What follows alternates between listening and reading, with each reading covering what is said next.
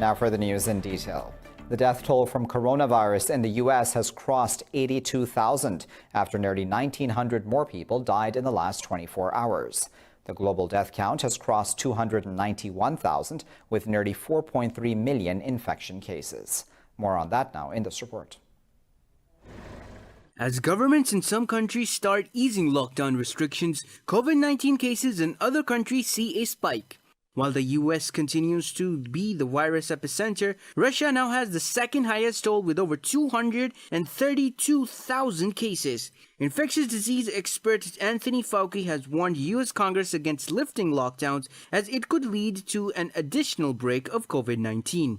Because I feel if that occurs, there is a real risk that you will trigger an outbreak that you may not be able to control, which in fact, paradoxically will set you back, not only leading to some suffering and death that could be avoided, but could even set you back on the road to trying to get economic recovery. In Germany, the scientific body advising the government on coronavirus says the virus reproduction rate has been above 1 for 3 straight days. While the world pushes on for a vaccine as soon as possible, the World Health Organization says they have a tricky task at hand.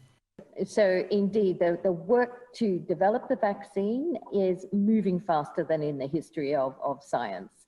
And we have over 100 candidate vaccines, and the ways in which it's being tested are being accelerated. But coronaviruses are very tricky viruses. The authorities say the pandemic could trigger an influx of refugees in Europe if COVID-19 situation worsens in the Middle East and North Africa. Pakistan has recorded over 2,200 new cases, its highest in a single day, taking total infections to over 34,000. The health ministry said 31 patients died since yesterday, as the death toll has risen to 737 across the country. The ministry said over 8,800 people have recovered from the deadly virus. It said that more than 317,000 tests have been conducted across the country, with nearly 12,000 just in the last 24 hours. Meanwhile, the government has extended the suspension of domestic flights till May 29th. The suspension of domestic flights was earlier extended to May 7th and then further extended till May 13th. The U.S. Commission on International Religious Freedom seeks sanctions on Indian government agencies and officials over religious violence. In a report, the Commission has recommended Washington to freeze the assets of those guilty and bar their entry into the United States. The body says religious freedom in India took a drastic turn downward last year. The body said India should be listed under countries of particular concern for severe religious freedom violations. It said mob lynching and Babri mosque verdict have created a culture of impunity for campaigns of harassment against religious minorities.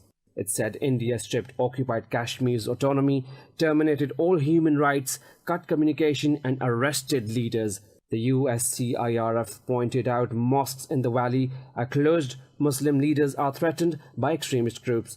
The body also condemned scapegoating of Muslims during the COVID-19 crisis in the country. It said US Congress should continue to hold hearings highlighting the deplorable religious freedom conditions in India. Well, the Taliban say they are fully prepared to counter Kabul's forces at all fronts. This comes after President Ashraf Ghani ordered the military to switch from defensive to offensive mode against the Taliban. In a statement, the group said the Kabul administration would be responsible for the escalation in violence and its ramifications for Afghanistan. Condemning recent attacks, the group said such ambushes are jointly planned and executed by ISIS and the Kabul administration. The group said since the signing of the Doha deal, Ghani has been trying to create hurdles in the peace process. It said the clashes in some areas were a result of Kabul forces trying to take new areas or constructing new checkposts. In Bangladesh, a fire has damaged nearly 700 makeshift dwellings for Rohingya refugees across the southern district of Cox's Bazar. In a briefing, Bangladesh's Refugee Relief Commissioner Mahbub Alam Talukder said they are officially assessing the extent of damages.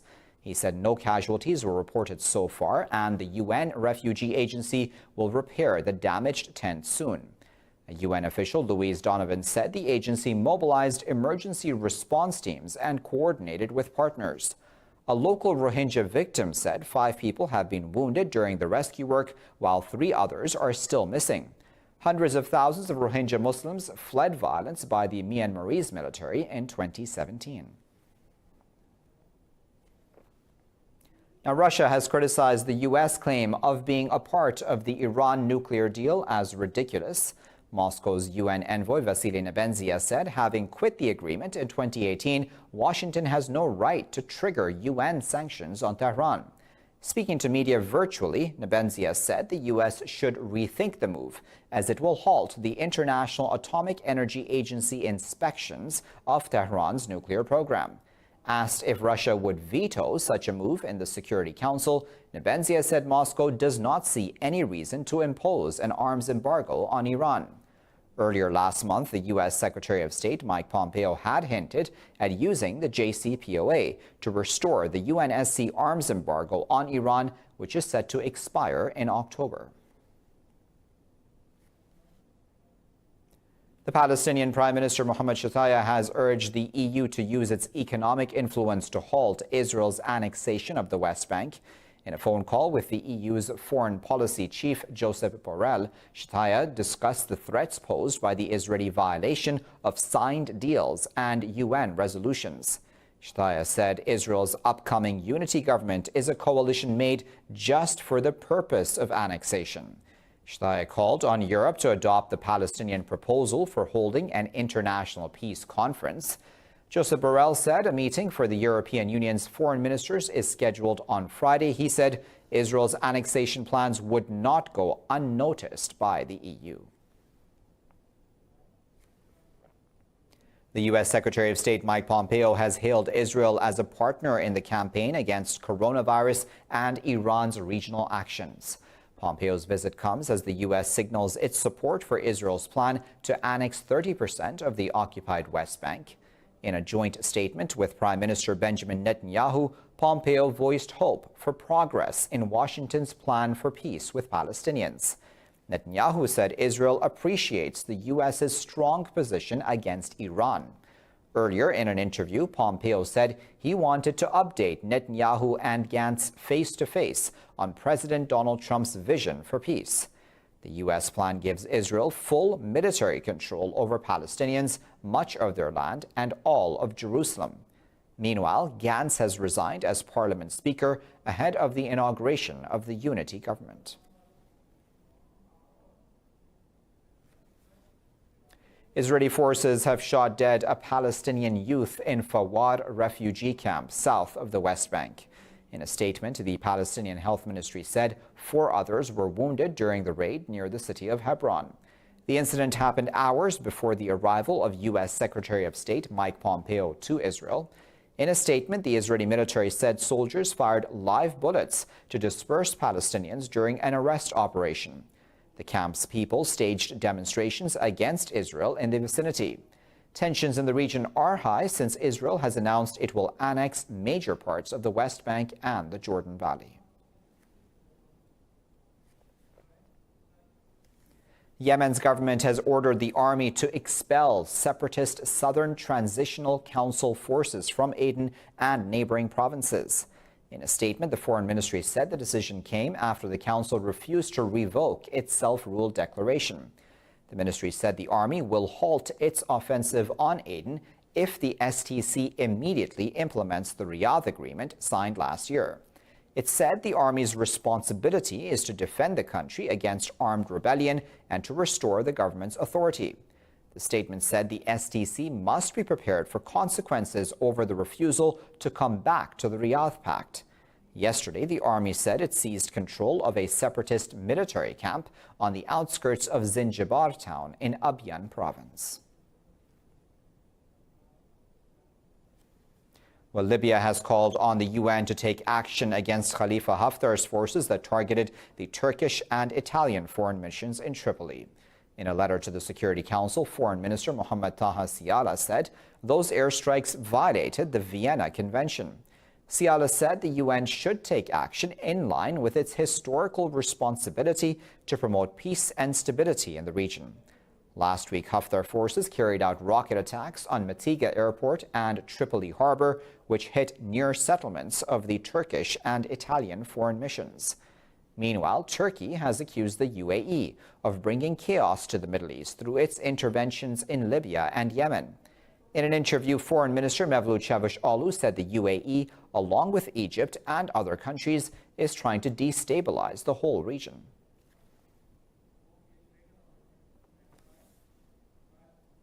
I'll be back after this break with plenty more news. Stay tuned.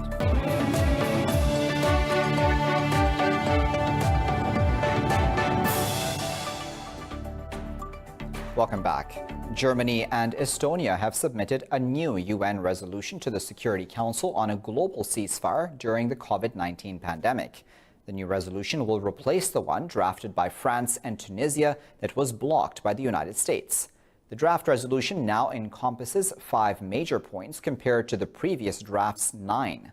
Estonia organized a teleconference during which the new resolution was proposed behind closed doors. Estonia's ambassador to the UN, Sven Jurgensen, said the Security Council must find a way to end this deadlock. Earlier, Washington threatened to use its veto if there were any explicit references to the World Health Organization. U.S. President Donald Trump has accused the WHO of downplaying the seriousness of the virus outbreak that began in China. More than 40,000 people have fled violence in recent weeks by armed groups in northwestern Nigeria near the border with Niger. The region is prone to communal clashes between herders and farmers. In a statement, the UN agency said the refugees, including women and children, were being allowed to seek protection in Niger. It said the ongoing violence in parts of northwestern Nigeria forced about 23,000 people to seek safety in Niger last month. The UN agency said an additional 19,000 Niger nationals have become displaced inside their own country. The latest influx follows bloodshed in the Nigerian states of Katsina, Sokoto, and Zamfara. Brazil is on the brink of becoming the epicenter of COVID-19 in South America, as a record 881 people died from the disease in one day. The number of infections in the country has also surpassed that of Germany, with over 178,000 confirmed cases so far. Even with over 12,000 deaths from the virus, President Jair Bolsonaro argues the economic damage from closing businesses is worse than the disease. Earlier, Bolsonaro, in a decree, exempted gyms and hair salons from lockdowns. At least 10 state governors said they would not follow his decree.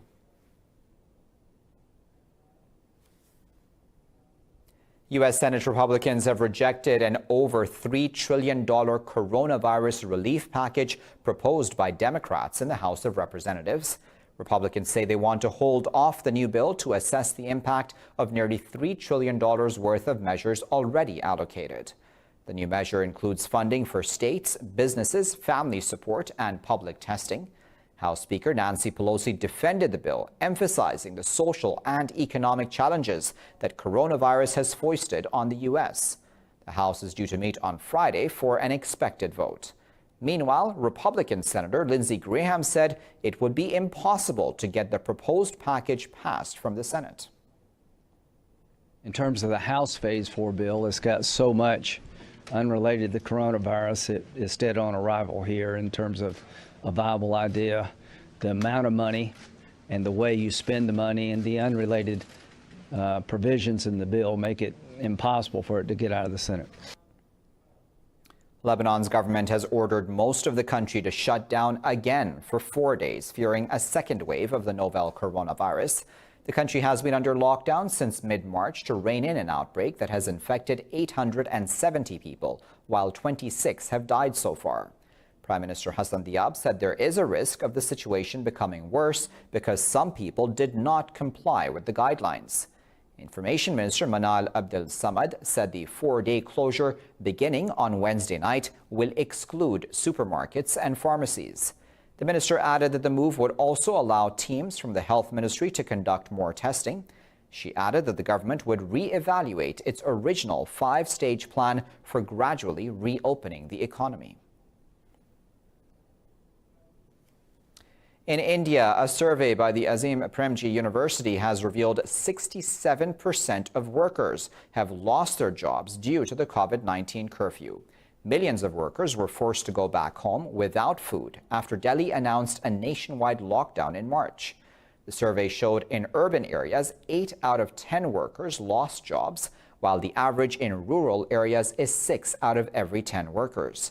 It said 76% of salaried workers and 81% of casual workers have lost their jobs across the country. The study said 49% of households reported they did not have enough money to buy even a week's worth of essential items. Meanwhile, the government has announced a $266 billion support package to help mitigate the fiscal damage caused by the pandemic. Coronavirus infections in the country have crossed 70,000, with nearly 2,500 deaths. Belgium's national flag carrier Brussels Airlines has announced it will cut 1,000 jobs and dozens of flight destinations. That decision has been taken to keep business afloat through the coronavirus pandemic. In a statement, the chief executive, Dieter Ranks, said the airline already planned restructuring to boost margins after 2019. He said it is an incomparable crisis to any other lately, as the airline sector would be one of the last to emerge from the crisis. Ranks said the global industry had seen a 60% decline in bookings and record cancellations. The company of 4,200 staff said it would also reduce its planes on European routes to 30 from nearly 40. Belgium is looking into possible state aid of over $300 million for the coronavirus-hit airline.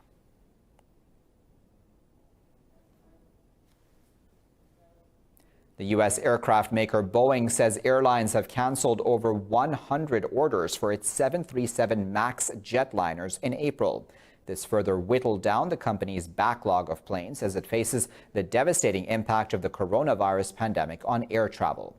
In an interview, Boeing CEO Dave Calhoun said it could take 3 years for air travel demand to recover to 2019 levels. He said additional cancellations pushed the company's backlog down to nearly 5,000 planes. Calhoun said the coronavirus will likely put a U.S. carrier out of business. Among the customers that canceled orders was General Electric's aircraft leasing arm, GECAS. The pandemic is an additional problem for Boeing that was already struggling from the 737 MAX crisis after 2 crashes last year.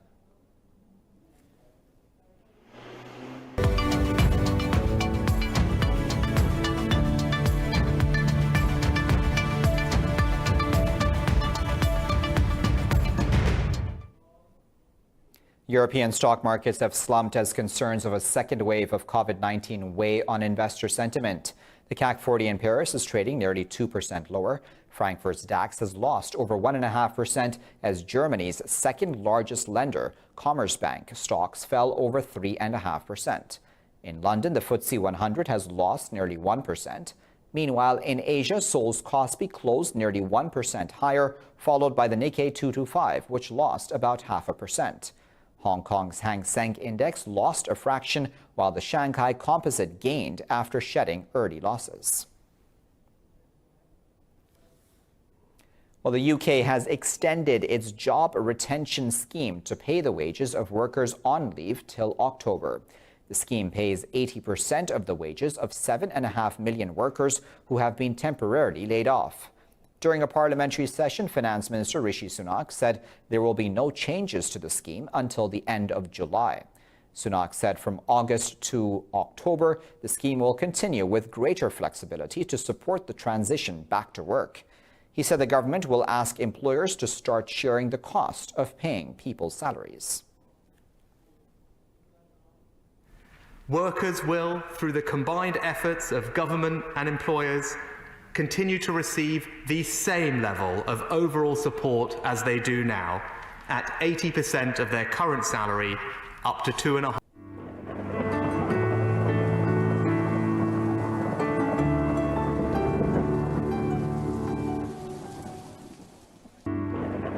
Time now to find out what the weather is like around the world.